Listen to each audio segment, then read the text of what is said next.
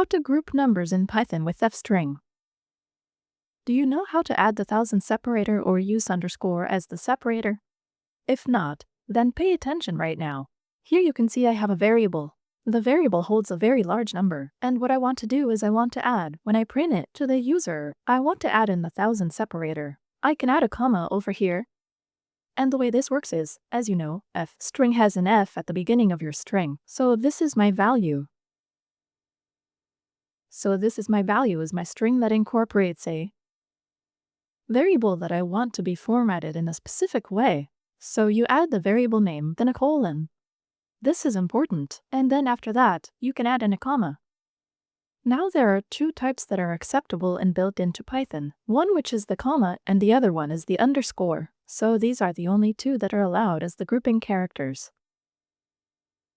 You cannot, for example, use a random one such as the @ symbol or the dot.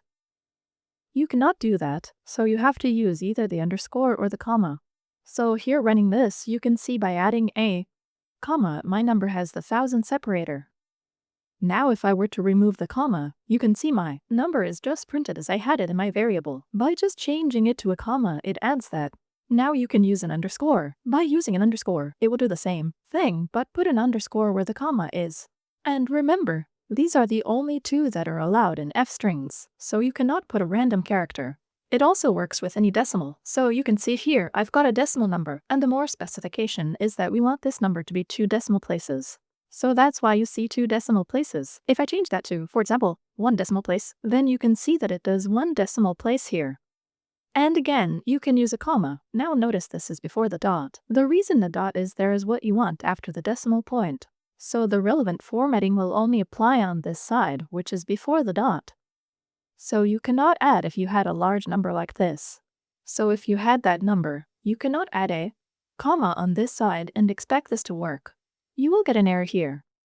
So the comma only works before the decimal place. This is important, so remember the formatting specifier is your variable name, and then you put an a colon after that if everything is to do with formatting. If you're not sure how these work, watch my full episode on this where I explain how to get to grips with the fstring. Formatting mini language that you need to learn. But I hope you found this useful. Just remember for simplicity that either a comma or an underscore is allowed. And if you have a decimal, then it's before the decimal point.